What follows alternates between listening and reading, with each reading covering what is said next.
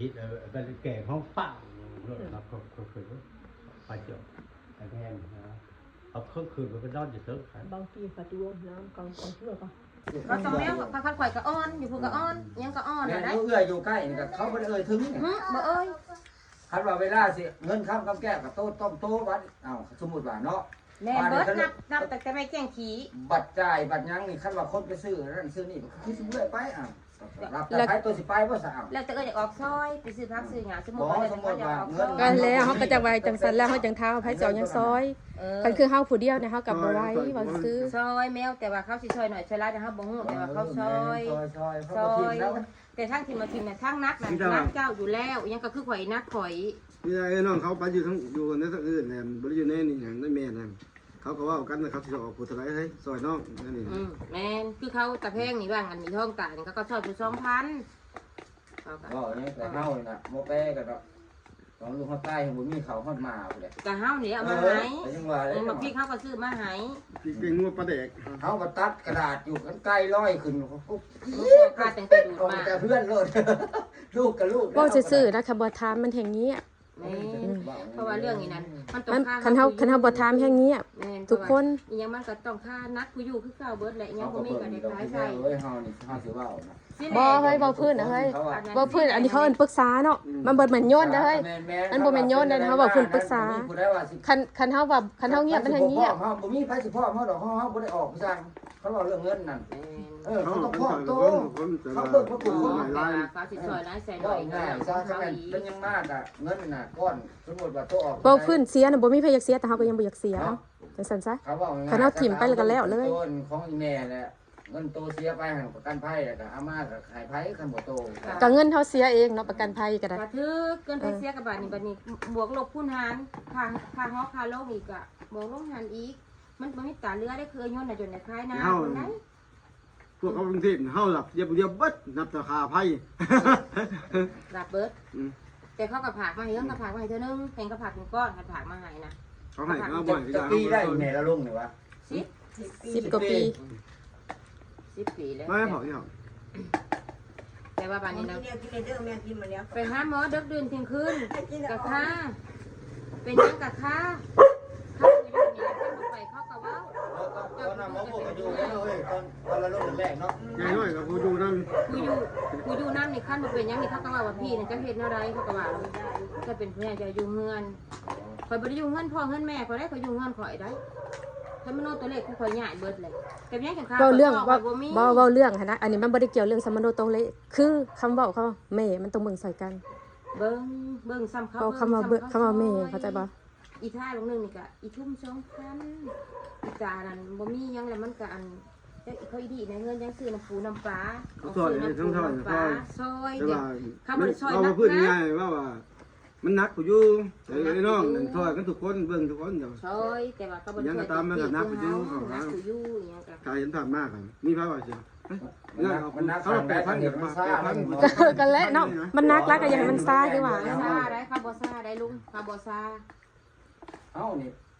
ไป ไปห้องไปหามาถังเขาก็บ่ได้นิ่งนะ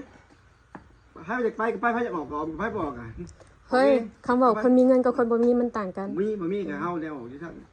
เอาคำมันบ่มีจะไปหาใส่มาใส่เฮ้ยเอา มีก็ยังคล้ายเข่าแล้ว ตัวมีเขาได้ครับบ่มีเขาเห็นได้ซะนะ เราบอกแล้วมีซีดบ่ได้นอกเขาแม่เฮามีซีดบ่ได้คำบอกแล้วมีซีดบ่ได้ มันคนมันมีแบบมีหม่องนะมันอันนั้น สัตว์ลากไปนี่เขายังว่ายังผิดได้ นักกูอยู่เห็นแล้วก็นักกูอยู่ อาดไว้ในแม่บอกผิด เนี่ยมี นี่ก็สมุดพ่อนี่ไปเมียใหม่เลยเดี๋ยวนี้เขาจะช่วยให้ก็ต้องช่วยกันเรื่องของเฮาอีกเขาลูกเขาจะช่วยนี่ไปเมียใหม่คือเนี่ยนี่แห้งยังไก่ นักกับอยู่เด้อ นักเขานักเมียใหม่หมดแล้วได้เต้นเมียใหม่หมดแล้วเขาบุกเกี่ยวเลยใส่ห่างกันเลยเด้ จ้างเลย เงี้ยว อันนี้เอาให้ นี่ จ้า นี่เด้นี่มาเอาไม่ร้อย ไป นี่ แม่ไปกินเอาข้าวจ้าไปแม่ เอากระเจ้าไป มาไหม ปั๊บปั๊บปั๊บปั๊บปั๊บ ไปเอากระเจ้าไป เราคิดว่าสัตว์ เอาเพิ่นมีบ่มีก็ มาเห็นเขาท่าเลยฮะไว้ที่มาเห็นนะ แล้วเขา นี่ ซ ใส่ อย คือไผ่ มี ว่า เขา เขา ก็ ซ ซ อ อย ยห ห ลา ลาย ยบ่มีเขาก็ซอยน้อย มัน แต่เป็นน้องว่ากัน ได้ดอกฝรั่งนี่คุ้มค ส น มมติ ท่า คืออันนี้ค่ะสมมติว่าเขาช่วยได้ชั้นนี่เด้อ เขาบอกว่ามีดีฮะเขาว่าเขาจะเห็นเขาบอกว่าทนนะเขามี เดี๋ยวไปจะเฮ็ดก็ได้ เฮานะเฮาเป็นว่าดอกคันอยู่บ้านคือบ้านอีทเดี๋ยวเฮาพิจารณาเยอะกว่านะ เขาบอกว่าเขาจะหาใส่นี่เลย บ่ได้ทำงานนี่นะฮะบ่ นำเรื่องเข้ามา เดียวเราทำงานก็ได้เป็นเจ้าภาพได้ไปหาเราของโลก มีแต่ได้กับได้ได้กับสองสามเซนถูก คอยนะออกไปหาพันได้11,000ก็มาน่ะคอยน้องเสียบ่ให้เมียไปเบิกเงินธนาคารอันสหกรณ์ บ่จักแน่สิว่าดอกกัน ไปแล้วเขาว่าเอ้ามี5,000คิดได้เอาไปให้คุณซอยแม่แล้วเนาะเห็นแล้วก็มีสำนี่ในกระเป๋าว่าซอยเบิดก็แล้วเพราะว่าได้คืนมากูจนว่างงเฮ้ย ก็บ่จักแน่สิว่าแล้วว่ายังก็เว้าไปเป็น เมีย บ่ กู ให้ ตาย เด้ แล้วว่ากูก็ได้เงินประกันภัยมาเรียนไอ้กูตายกับเมียช่วยกันประกันภัย แม่น บ่ว่าเพิ่นเมียก็ยังมันเป็นส่วนโตเนาะอันมันส่วนรวม ได้ก็สิได้บ่ได้ดอกไป ส่วนรวมเบิด เพราะว่าลูกเต้ามันส่วนรวมเบิดกระ ถ้า ทำ ได้จังเอามันกันประกันภัยเฮ็ดน้ำเมีย มันนักอิหยังผู้อยู่นะเอาถามเนี่ยมันนักหยัง นั วะ กผู้อยู่แล้วงานเด้จะเฮ็ดได้สังเงินก็คือเจ้าก็เขาก็ต้องเอิ้นหาแมวอันนี้เขาก็ต้องเอิ้นหาอ้อนนี่ไปหาหมอแต่ละเทื่อมีไผไปน้องเขาทำงานกรุงเทพอยู่เซล เว้าเพิ่นเงินเว้าเพิ่นเงินประกันภัยข่อยก็เป็นคนเสียบ่ซื้ออย่างสินะ ก็เสียบ่คือยา ก็ข่อยก็ต้องได้แมันว่าก็ได้มันก็ต้องมาเฮ็ด ได้ก็ต้องมาเฮ็ดอีกคือเก่าจะเฮ็ดให้แม่คือเก่า มันก็ไปเฮ็ด จะบ่ต้องเฮ็ด แต่ประเทศนั้นก็มาปรึกษาทางนี้ประเทศนี้นะ ต้องไปเฮ็ดคือเก่าบ่เฮ็ดหม่องใดสมมุติเนาะอันนี้สมมุติมานี่เงินค่าอันค่า ง่ายเงินเรือมันกูยัง เรื เห็ อน เรือเงินประกันภัย เรื่องเท่าไหร่บาทนี่จะ จะ สิ ดู มา เนี่ย แจก กิน อีก นึ เด้ งบอกถือว่ามันบ่พอนี่ค่ะไอ้น้องให้ปรึกษากันมันบ่พอกันช่วยกันอย่างนี้แหละ เพราะว่าทุกเจ้านี่สิง่ายกว่าสิถอยล้านแต่ว่าข่อยอยู่กับพระเจ้านี่สิข่อยสิง่ายกว่าเจ้าอีกบาททุกคนบ่มีเจ้าพ่อบ่มีเจ้าคู่มันเทื่อเดียวโลดมันลงมาเดียวโลดขาดไปในมื้อนะงวดตัวเดียวก็ขาดในมื้อนะ ยังบ่นั่งยังเห็นยัง ผุดตัวนี้ไป2เทื่อได้ผุดตัวนี้ อันนี้พูดช่องเทื่อได้ มีทั้งมื้อ ไลฟ์ใช้ช่องนั้นช่องนี้ได้พูดชุดข่อยบ่มีได้พูดชุดข่อยบ่มี ได้เลยเว้ย เดี๋ยวก่อนจะหน่อยก่อน เอาไปก็ได้บ่นี่ นี่คิดเท่า โอ้จักบอกเลยนะเป็นบอกฝรั่งได้บาดนี้ บ่สิเห็นเนาะก้นบ่ดีตา บ้านนะว่าส่วนเมียหักสิเอาเมียเอาหน้าตาแบบเมียคือเก่าว่าซั่นโอ้ยโตแล้วเปล่า เริ่มไปตายในไปให้แจกขมาบ่นั้นหลายขานี้โลดแจงคันเก่า หมอหมอว่าเขาชวนเมียเฮาอยู่ได้หมอบอกกันนะเพื่อนได้เขาสิเอาหน้าตาคือเมียคือเก่าหมอว่าชวนปลากันหมอว่าจะขึ้นนะสิเอาคือเก่าหมอ ว่า ว่า มันชวนปลาลอยเทื่ออะไรครับปลาโดนแล้วไปโดนแล้ว เนี่ยปลาเขียว จะพอมาบ่ได้จะเทื่อเขาดีได้มาพักขามาได้มาให้กินน้ำแม่นึงจะตายทางไหนดิเบา อันนี้ไปเสียมาให้เมียก่อนละ เนี่ยให้ เอาขึ้นแนวสิว่าแล้วคันว่าตัดกรรมคันว่าสิเอามาแล้วก็เอามา ก็แล้วแต่ข่อยน่ะบ่จักเขาบอกคุณเจ้าปรึกษากับโลกข่อยน่ะบ่ฮู้นำแต่เพียงข่อยน่ะ คันว่าบ่มีผัวก็มีแต่เฮาก็มาจอยเนาะ เฮ้ยมาเห็ดเขาจีไอ้ต่อไปเนาะมือท่านปีมือปีห้ารับมา ก็ซ้ำเห็นนั่นแหละยาย การเป็นแรกจังได๋คือการ จะปีเอาให้ตายไปมา อะ เผา ไร แล้ว เสียน่ะบ่มีดอกนอกจากรับเท่าอยู่แล้ว โอ้ยพอเที่ยงเสียมาพื้นลูกสาวเฮงได้เดี๋ยวมาลูกใหญ่ลูกเมียมาเลย ได้กว่าเขาเป็นให้แล้วขาดจะไกลเขาเบิดแล้วเขาญาติก็ต้องขาอีกว่าก็ต้องใช้ดีแต่ลง กายนั้นพระเจ้าบ่ยากดอกค้างคาลงหั่นน่ะก็บ่ต้องมีผลมีแต่ลงหั่นน่ะ ไปพังเลยเนี่ย ร่างก็สิพักหม่องใดบัดเขาสิพังหน้าอยู่ในไส ว้ายได้ลูกเป็นได้ นะมีนางบ่ให้พังบ่ให้พังตัวที่ได้บัดเขาบ่ให้พังได้ที่บัด ว่าเนี่ยน่าพูดกัน มันกันได้ขนาดมันกันได้ขายเห็นบุญน้ำดี มีได้ บ่ยังดอกเขาเปลี่ยนซบกระดูกเนาะไอ้ที่ยังออก เมื่อยพี่น้องเอ้ยโซนนี้เป็นโซมๆเลยพี่น้องเพราะว่ามีเรื่องให้คิดหลายอย่างเลยก็คือเห็นหลายๆทุกคนเรื่องนี้มีก็บ่อยากเอาลง YouTube ปานใดเนาะเหมือนกับสาวใส่ให้กากิน แต่บางเทื่อก็เอาลงซะเหตุผลที่เมียบ่ค่อยได้ถ่ายเรื่องครอบครัวตัวเองลงแล้วก็บ่ค่อยถ่ายเรื่องอีเมลลงปานใดนะตอนส่วนอีเมลแล้วก็โซแฮงแล้วก็เมียปรึกษาพี่น้องทุกคนเพราะพี่น้องมี6คนในครอบครัวเนาะไอ้น้องเขามี6คนรวมกันแล้วประเทศนี้เรื่องปรึกษากันเรื่องค่าเสียค่าใช้จ่ายในการที่แบบว่าแม่เราเป็นจังซี่ในถามมือหนึ่งเราบ่อยู่อันนี้เมียก็บ่ฮู้ว่าผิดถูกหรือแม่นเนาะเมียก็ปรึกษาไอ้น้องปรึกษาเรื่องแบบไผสองอย่างแน่ซอยกันไผสิเบิ่งซอยกันจังซี่นะแต่ว่าทุกคนน่ะคือเขาบอกเขาปฏิเสธแล้วบางคนเขาก็แล้วแต่เขาสิซอยจังซี่นะเพราะว่าเขาปัดความรับผิดชอบมาหาเมียเบิดทุกอย่างแล้ว เมียวก็เลยบอกว่าในสิ่งที่เมียวเห็นก็คือเมียวเสียสละแทนไอ้น้อง6 คนเมียวเบิ่งมาตลอดและเมียวก็บ่ได้มีครอบครัวเมียวอยู่ตัวผู้เดียวมาตลอดนะพี่น้องเมียวก็เลยอยากปรึกษาไอ้น้องแต่ว่า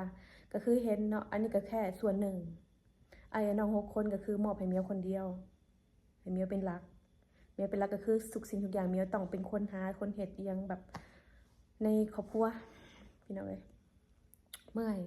แบบมันบ่เข้าใจกันนะเมียวต้องการแบบต้องการกำลังใจจากพี่น้องที่แบบว่า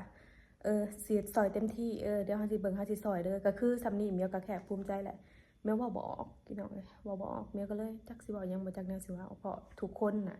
เขามีแต่โยนให้เมียวอะนะโยนให้เมียวเบิดซุอย่างเลยเมียวก็เลยปลงพี่น้องเอ้ยปลงบ่ฮู้ว่าสิเป็นจังได๋ในอนาคตข้างหน้าก็ยังบ่ฮู้ตอนนี้เมียวปลงถ้ามื้อหนึ่งเมียวป่วยเมียวโซหรือเมียวตายขึ้นมานี่คือแบบศพเมียวนี่คือสิแบบศพอยู่ผู้เดียวพี่น้องเอ้ยคือสินอนตายผู้เดียวซ้ำเห็นแล้วพี่น้องเอ้ยเมื่อยแฮงบ่จักแนวสิว่าเมียวมานอนเฮือนจ้ะเมียวมานอนเฮือนตอนนี้นะตอนนี้แม่เราโซนักได้แต่ว่าเมียวบ่ไหวก็เลยขอมานอนเฮือนจ้ะแบบความรู้สึกเหมือนเจ้าของอยู่ตัวผู้เดียวตลอดเลยบ่มีผู้ใดที่แบบว่าให้กำลังใจเมียวเลยนะบ่มีคนให้กำลังใจเมื่อยแฮงเว้าคำว่าเมื่อยได้เปลืองแฮงขนาดเมียวเป็นคนที่แบบว่าบ่เคยมีน้ำตาให้ใครเห็นเมียวบ่เคยแสดงความอ่อนแอทุกคนก็เลยคิดว่าเมียวเป็นคนเข้มแข็งละคิดว่าเมียวรวยคิดว่าเมียวมีเงินทุกคนโยนให้เมียวเบิดเลยเมียวเจอปัญหาแบบนี้มาโดนเลยเมียวบ่เคยออกมาเมียวบ่เคยออกมาใน YouTube จักเทื่อแต่มื้อนี้เมียวคอระบายลงแล้วก็เอาลงซะไผสิเอาเซาใส่ให้กากินก็อย่าเพราะว่าแนวใดเขาก็ไว้เฮาแล้วเด้แนวใดเขาก็ให้เฮาเลยแต่เฮาน่ะตอนแรกน่ะเป็นหยังเฮาจังบ่อยากถ่ายลงเพราะว่าเฮาถนอมน้ำใจทุกคนเฮาแบบว่ามือหนึ่งเผื่อแบบอาศัยพี่อาศัยน้องได้อาศัยทุกคนที่แบบมันเป็นจังซี่มาอาจจะอาศัยได้แบบช่วยเหลือกันพ่อแม่ผู้เดียวแม่นำกันว่าแล้วก็คือกินมูลนำกันเบิดทุกคนแต่ว่าเขามีแต่บอกโยนให้เมียวพอนักเมียวผู้เดียวอีหยังก็นักเมียวผู้เดียวแห้งอยู่นำแม่เท่าใดไปแห้งนักเท่านั้นแห้งอยู่แต่แม่แห้งดูแลแม่เท่าใดแห้งนักเท่านั้นเมียวก็คิดว่ามื้อนึงอีเมลบ่อยู่ก็ชีวิตไผชีวิตมันบัดนี้พี่น้องเอ้ยคือสิบ่ถนอมน้ำใจผู้ใดอีกละเมียว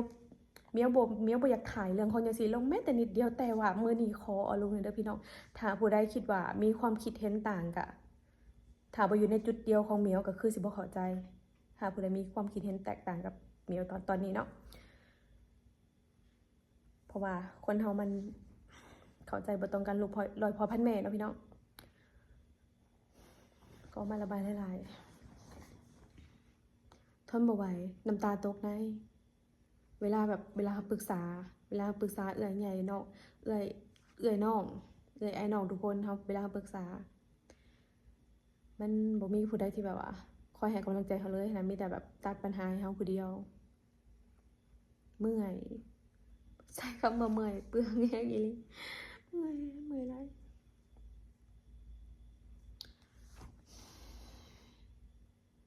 โอเคจ้ะพี่น้อง